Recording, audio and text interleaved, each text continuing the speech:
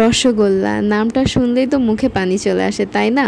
কিন্তু অনেক কঠিন লাগে। কিভাবে ছানা কাটবো, কিভাবে পারফেক্ট স্পঞ্জ রসগোল্লা বানাবো, সো সেই সব সমস্যার সমাধান আমি আজকে নিয়ে চলে আসছি একদমই সহজে।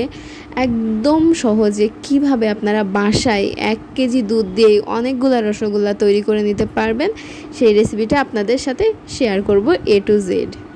সো ভিডিওটা 1 সেকেন্ডের জন্য স্কিপ করবেন না। আজ থেকে আপনিও পেরে যাবেন একদম মিষ্টির দোকানের মতো পারফেক্ট স্পঞ্জ রসগোল্লা। সো শুরু করা যাক। আমি প্রথমে 1 কেজি দুধ নিয়ে নিয়েছি। আমি কিন্তু এখানে প্যাকেটের দুধ ইউজ করেছি। সো আমি মিল্ক ভিটা ব্র্যান্ডের দুধটা ইউজ করেছি। আপনারা চাইলে যে কোনো ব্র্যান্ডের দুধ অথবা গরুর দুধ হলে তো খুবই ভালো হয় যদি অ্যাভেলেবেল থাকে। এটা কিন্তু বেশি ঘন করা যাবে না, একবার ফুটে আসলে তারপর গ্যাসটা অফ করে দেবেন, তারপর ভিনিগার দিয়ে দেবেন। এখানে ইউজ করছি হোয়াইট ভিনিগার, 3 স্পুন মতো দিয়ে দিচ্ছি, কিন্তু আমি এক এক করে দিচ্ছি, একবারে কিন্তু পুরোটা ঢেলে দিয়ে নিই। তো দেখুন এভাবে নেড়ে চেড়ে দিয়ে দিতে হবে, আস্তে আস্তে কিন্তু ছানাটা কেটে যাবে। তো আপনারা দেখতেই পাচ্ছেন অলমোস্ট ছানাটা কিন্তু কেটে এসেছে। তো দুধের কালারটা যখন এরকম চলে আসবে, মানে ছানাটা পুরোপুরি আলাদা হয়ে যাবে, তারপর কিন্তু আমরা ছানাটা উঠিয়ে নেব। ছানাটা উঠিয়ে আমি একটা সাদা কাপড়ে দিয়ে দেব, আর সাদা কাপড়ের ভিতরে পানি ঝরাতে দিয়ে দেব। তো এখানে কিন্তু কোনো প্রকার কালারফুল কোনো কাপড় ইউজ করা যাবে না, প্লাস পাতলা কাপড় ইউজ করতে হবে যেন পানিটা পুরোপুরি বের হয়ে যায়। তো দেখুন আমি এখানে কিন্তু পানিটা পুরোপুরি বের করে নিয়েছি, আর আমার ছানার ভিতর কিন্তু কোনো প্রকার পানি নেই।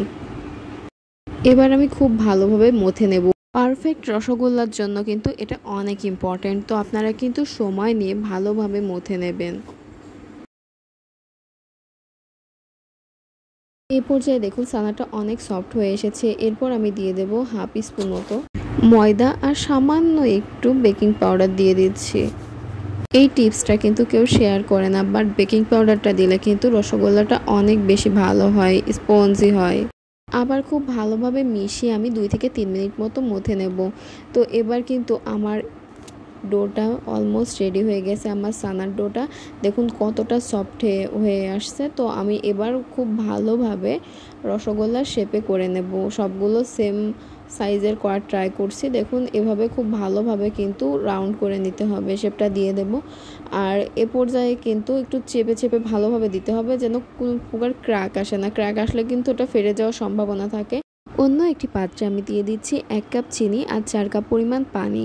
রসগোল্লার সাথে যে ঝোলটা থাকে ওটা কিন্তু বেশি ঘন হয় না, তো আপনাদের খেয়াল রাখতে হবে এটা কিন্তু বেশি টাইম জ্বালানো যাবে না।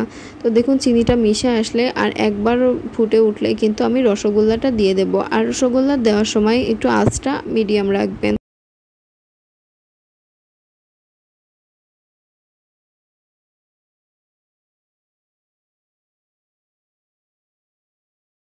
এরপর কিন্তু আমি একটা এলাচ দিয়ে দেবো। এলাচটা দিলে কিন্তু স্মেলটা অনেক ভালো আসে।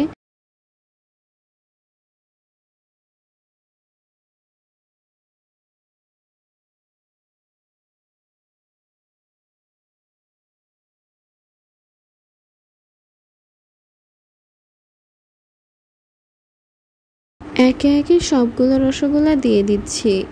দেওয়ার পরে কিছুক্ষণ পরে কিন্তু আমি আঁচটা বাড়িয়ে দেব।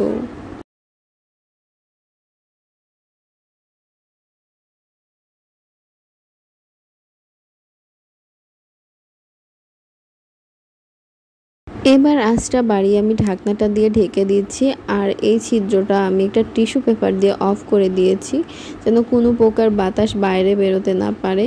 তো দেখুন রসগোল্লা কিন্তু খুব সুন্দর বড় হয়ে যাচ্ছে।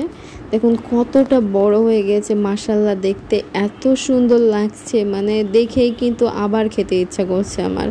দেখুন কতটা লোভনীয় লাগছে। আমার বাসায় আমার হাতের রসগোল্লা কিন্তু সবাই অনেক পছন্দ করে, স্পেশালি আমার আব্বু তো এই রসগোল্লার প্রয় ফ্যান। আব্বু অনেক খুশি হয়, বলে মাশাআল্লাহ আমার মেয়ে অনেক ভালো রসগোল্লা বানায়। সো আপনারাও কিন্তু আপনাদের ফ্যামিলি মেম্বারকে এইভাবে রসগোল্লা বানিয়ে খুশি করে দিতে পারেন। তো আমি কিন্তু এখানে 12 মিনিট মতো জাল দিয়েছিলাম, তারপর কিছুক্ষণ রেখে দিয়েছি চুলার উপরে। এটা কিন্তু 10 থেকে 12 মিনিটে হয়ে যায়, হাইয়েস্ট 15 মিনিট লাগে। দেখুন কতটা সুন্দর হয়ে গেছে, রসে পুরো টুইটম্বুর হয়ে গেছে। তো দেখুন আমি এরপর 2 ঘন্টা পর আপনাদের দেখাচ্ছি, এটা কিন্তু ফুলে গেছে একদম, আর রসটা কিন্তু ভিতরে ঢুকে মানে এতটা সফট হয়েছে, না খেলে একবার না খেলে আপনাদের বিশ্বাস হবে না।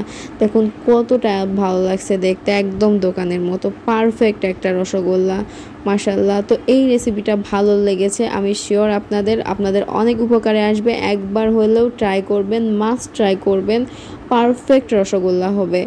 আর কেমন হয়েছে আমাকে অবশ্যই কমেন্ট করে জানাবেন। ভিডিও ভালো লাগলে লাইক দিতে একদমই ভুলবেন না, আর সাবস্ক্রাইব না করা থাকলে অবশ্যই সাবস্ক্রাইব করে পাশে থাকা বেল আইকনটি অন করে দেবেন। সবাই ভালো থাকবেন।